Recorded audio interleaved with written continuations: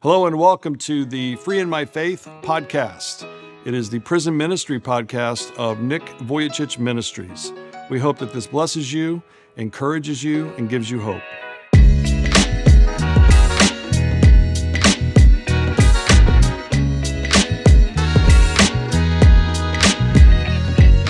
Hey, welcome everybody. Harvey, Director of Prison Ministry for Life Without Limbs, and this is the Free in My Faith podcast. Glad you tuned in.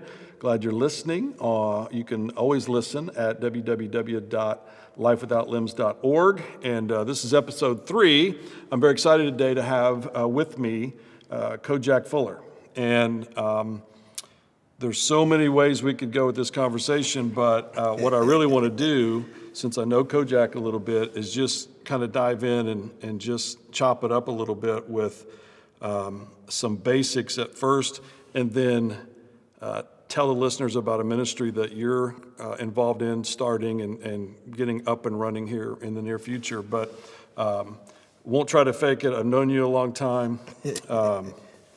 Respect, admiration, inspiration. But we're also kind of brothers because we both came to the Lord around the same time in different circumstances. I was delivered from alcohol and just a bad way of living. You were kind of a famous person in town because of basketball and everything else, but you ran into some trouble as well. Just a synopsis of your story so that the people know, just however much you want to tell of it. But that'll work. Okay. Man. Listen, it's awesome to be here. I appreciate this, man. Yeah. I always love being in your presence anyways, man. Thank God for you. I do. Thank you. So when it comes to my story, man, here it is, a young man coming from Anderson, Indiana, playing basketball. I grew up in a family that was very athletic. Yeah. You know, we played every sport. And so being competitive, you know, was one of the, hey, listen, this either you're going to be competitive or it's almost like you go into exile. Right. You can't even be in this family, you know.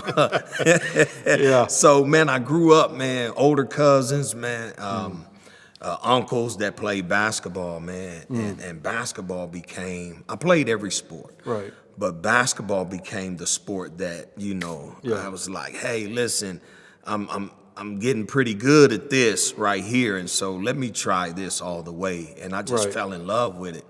What a lot of people don't know is that I fell in love with it to a point to where it became a defense mechanism. So I tried to really become good at it so people wouldn't know some of the other stuff that I was going through as a young man. Right. And so here it is, man. I rose to a level of fame when it came to basketball here in Anderson and then around the state. Right. And a lot of individuals didn't know I'm playing good basketball, but I had my first child at 15. Right. I had my second child at 16. Right. By the time I graduated high school, I had 3 kids and had no clue what a father was. Yeah. But I'm playing good basketball. Right. Did you know at the time, it's so fascinating, did you know at the time that it was a defense mechanism, or did you discover that later? No, I discovered that later. Okay. I discovevered that later because, you know, I thought basketball was who I was. Your identity. You know, because that's how, you know, I was talking to people, meeting people. People were giving me things that I didn't know. Right. So I'm like, hey, man, this is who I am. That's so crazy. People you don't know, and because I mean, you and I understand the draw of basketball in Indiana, especially in central Indiana, and then you played at a place called the Wigwam, which was famous and had 10,000 seating capacity, and so it was like a small college atmosphere, or a big college atmosphere, really. And so you had boosters at 14 or 15, like some people do in college at major colleges, giving you things that nobody knew about. Absolutely. Wow. Absolutely. Wow. So then what? You keep playing, and then I keep playing, and I'm just using it more and more as a defense mechanism. And so, you know, I was fortunate enough to go to college. You know, playing basketball. Right. However, what I didn't know was what was going on the inside of me was going to come out at some point. Oh my. Yeah. So I tried to hide it as long as I could, but it took over, and what I was doing outwardly, socially, it interrupted what I was doing on the basketball court. Yeah. And Wow. so when I went to college, played for a year, got into some trouble, ran and went to another college down south. Yeah. And eventually, man, I had to come and face the music. Yeah. So facing the music meant a period of incarceration. Yes. Okay. Yes. And that's unfortunate, but what happened there Oh, man. for you? Listen, the greatest thing. I know. Man, the greatest thing that ever happened to me in my life, man, was where I met the master. Amen. Wow, man. What? I'm thinking of things, and I'm thinking of it's you and I think alike in certain environments where not everybody thinks alike, and sometimes people need something to cut through the clutter to get to the actual what happened. Yeah. That it wasn't because of other things that happened. This is a divine moment that everybody has an opportunity for, but nobody ever said how it would come and when and so I'd like to get rid of all the of course when you're in a desperate spot, you're going to cry out, But see, we've got to keep pushing through the weeds here. That's right. That makes no difference. Right. And I've counseled people for years and pastored and people who feel guilty about asking God to forgive them when they're on their deathbed with cancer.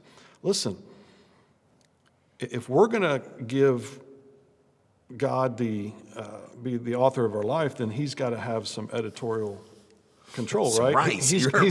got to say, well, I think I want to do it this way with you. And so that's why we should never label, and we should never set aside somebody who meets God under circumstances of incarceration. We need to figure out how to celebrate what God has now chosen to do and begin a work in you, because He had this in mind a long time ago. Absolutely. Okay, so having said all that, when you come to that knowledge of God, and your faith is growing, and then you are released, I've always wondered, was your faith stronger inside or outside, or were those two different things? Well, it is different Yeah. serving God in two different places. Okay. Serving Him incarcerated, man, listen, I was at a level to where I had to trust Him on a certain level for certain things. Right. Upon my release, now I have to trust Him in a different way. What I mean by that is this. I was a father in prison. I was able to see my kids, Right. I wouldn't say often, but here and there I would be able to see them. So I had to father them through pen Right. and paper. Okay. Yep. Now being out here, Right. now I got to Yeah. now I got to deal with the, with the conversations of, Daddy, man, I struggled during this period of time when you was not there, and man, it wounded me in an area to where, I struggle with other relationships.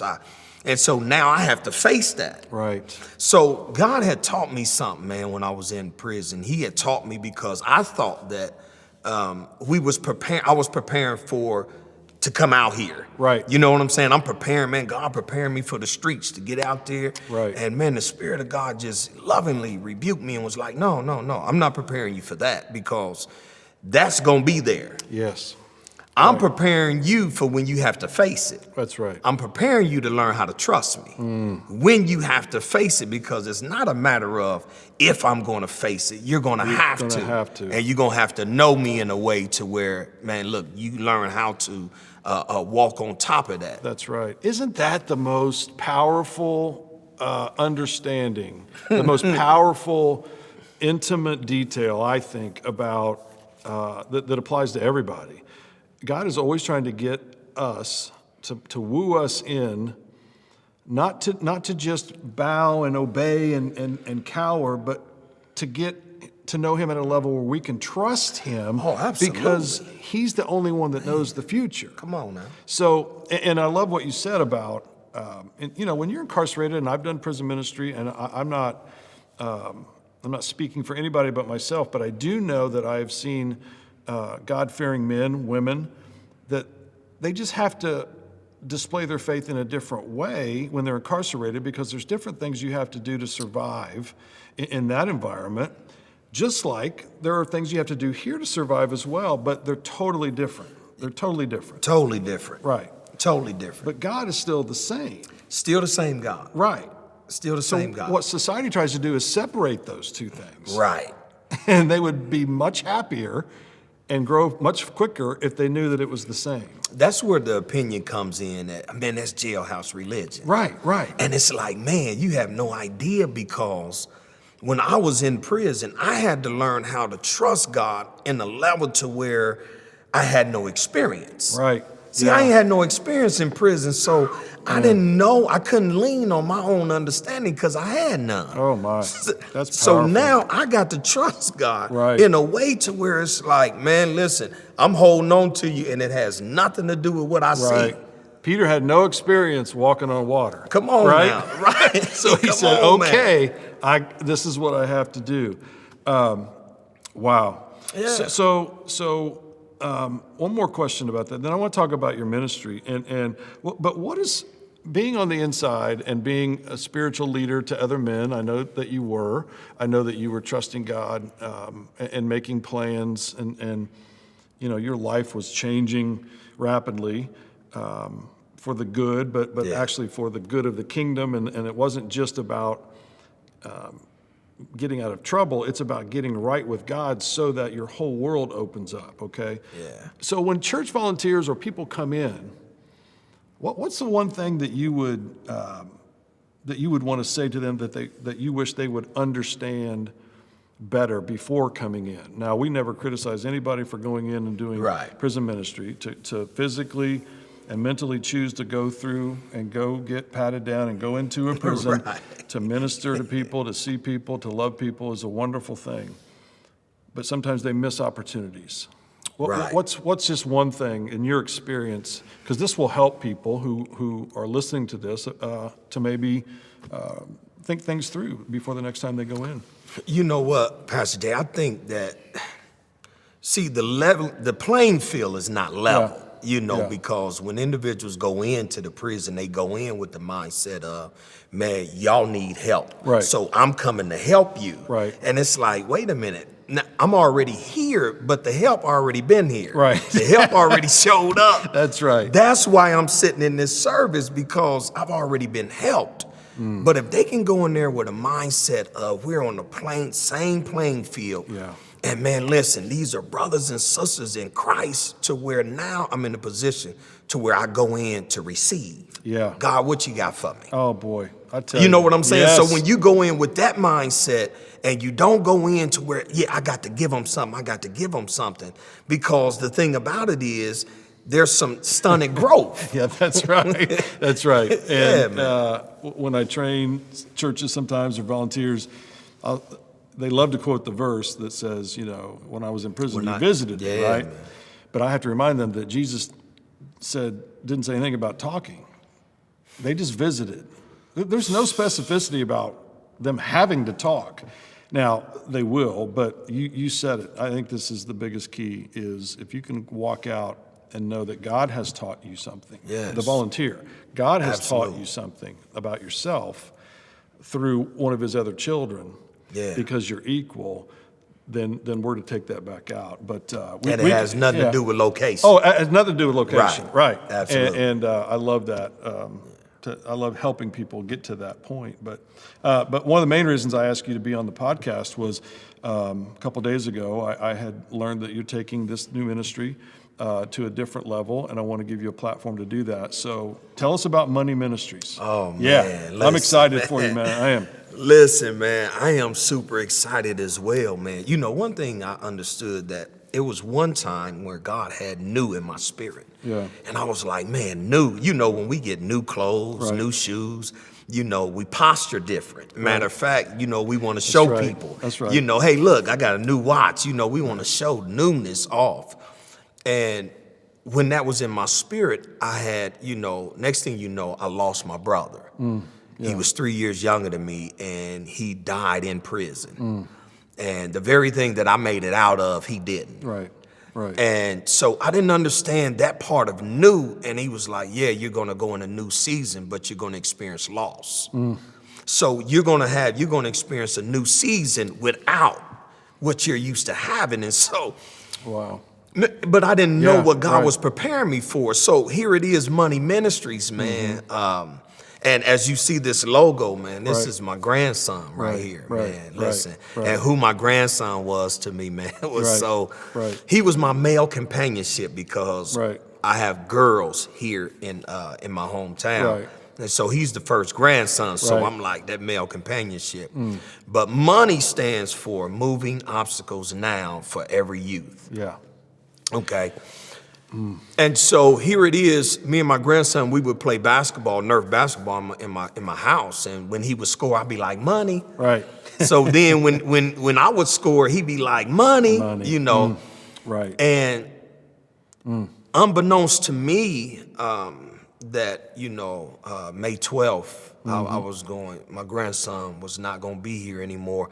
He had a bad heart. Yeah. And he had open heart surgery before he was 1. And he had countless, about 30 or 40 surgeries, you know. Right. Even after that, they would go Right. through his groin. So this was a routine surgery. Right. My son called me and told me, Dad, hey, Yeah. look, we going through, he in surgery. I said, okay, fine. Yeah. Me and my wife just got back from Puerto Rico. How many years ago was this, Kojak? 2000. 7. Okay, 7 years. Yep. Okay. Yep. 7 years. So here it is. We get a call. My son called me and said, man, Yeah. Dad, they put him on life support. And the air was sucked out of me. And I'm like, man, Yeah. what? So get there and on my way to Andy Riley, and they said he passed, man. I was so wounded, man. Yeah. Yeah. This God that has delivered you and saved you and protected you and released you and now is creating things that are good and positive. And you Yeah. have so much to give back. Yeah. And then you hearken back to this. It's new, but there's loss. But that was your first experience maybe with, man, God, what is going on? Completely lost. completely. And angry. Right. Listen, Right. I was so upset with God because Right. I knew God was going to heal my grandson. Right. By the time he was 10, he would need a new heart. Yeah. I'm believing God. Sure. Man, this is still Jehovah Rapha, Right. man. That's right. Sure. And that didn't happen. And I was so wounded to where my family looked to me as that individual That's to right. where, hey, listen, man, Right. everything going to be all right, man. God is still, you know, who he said he is. And I didn't have that for him. Right. I Right. couldn't even muster up a thank you, Jesus. Right. Right. I was so wounded and I was so angry with God. I didn't tell a lot of people because I didn't want people to scripture me to death. Oh my goodness. Yeah. Come on. I didn't want to hear no scriptures, man. Not at this time. I don't Right. want no scriptures, you Right. know. That's right. And listen, man, that was the best thing that happened to me. The reason why I say that is because that's when the Spirit of God was Yes. able to speak to me. They that worship me must Yes. worship me in spirit and truth. And so I thought that, you know, I was angry with him. And Yes. as people, we try to protect God and be like, as if he can't handle Right. how we feel. Right. Right. You know what I'm saying? And so here it is, man. I was so wounded. And as I'm going through, there was a brother, man, Stan Good, man. Love this brother, man. And he invited me to a prayer group. Yeah. He invited me to the prayer group with a lot of other businessmen that were, you know, that Right. were believers. Right. And I was like, man, I really don't want to come. He was like, please, man, just come. So I came. Yeah. And next thing you know, they was talking about different businesses and prayer for those businesses, and they got around to me. Oh boy. Listen, and I was like, listen, brothers. I said, man, I can't pray for y'all Right. because I can't even pray for myself. Right. And at that moment, man, they put everything down. God. Good. And they put me in the middle of the floor, laid hands on me and prayed for me. Yeah. Yeah. On my way home, Yeah. God dropped in my spirit Money Ministries. Money Ministries. I'm like, what? And I'm like, what in the world? Money Ministry. And gave me the acronym, Moving Obstacles Now. For, which that's how old my grandson was when he passed away. For every youth. Oh, gosh. And the reason why I say that is this, Pastor Jay, is if you never seen the 6-inch incision on my grandson's chest, or I never told you about his condition, you would never know that he was sick. Why? Because he didn't look like his condition. Yeah. And so that's when God was just ministering to me. Listen, the reason why my grandson never looked like what he'd been through was because the people that was around him, his family, we never magnified the condition. Come on. We magnified who he was. Right. And so here it is, God is saying, this is what I want you to do for the young people. I want you to create an environment that magnifies who they are so they can outlive their condition. That's right. Oh, that's so good. That's so good. And this is not, listen, I need to tell people, this isn't new. The ministry itself is new, and it's yours. You've been doing this kind of work, though, in some form or fashion for a long time. Since I got out of prison. Since you got out of prison. So, but now you feel the call to and I think God does this, Kojak. I think after a while, he refines our ministry. He takes things from a level down to a little bit more of a refined level. And then there comes a point where only you can do some of the things that he's calling you to do. And it's this process that we go through. So what is your goal, maybe just for the next few months or first year of Money Ministries, as far as getting the word out or telling people where they can go to find out more? Absolutely. You can go, just got the website up. Okay. Me and my son did it, so it's beginning stages, so we're just, trying to build onto it. Right. But it's moneyministries.com. That's great. Real simple. Real simple. I like that. So the next few months, man, what I'm gonna be trying to do is just put together a package, not only for outside of school, but I want to go into the schools, and build the relationships with the kids at the schools, to where after school we can just continue it, but also we become a help and a support for the school system. To where now the teacher doesn't have to deal with behavior and they can teach. Why? Because we're dealing with, with educational improvement. We're going to help them educationally. We're dealing with also social and emotional learning. We deal with managing, emotions. These are just things that taking a kid right where they are. And that's what I like about the acronym. And so one thing that I think is different and good than what you said is the removing of the obstacles. It's one thing to go in and be with and mentor and provide encouragement, and those are all great things. Absolutely. But the step 2 is you can have all that and still go home with obstacles that nobody knows about, and then you create a defense mechanism. Absolutely. You got to remove the obstacles, Absolutely. right?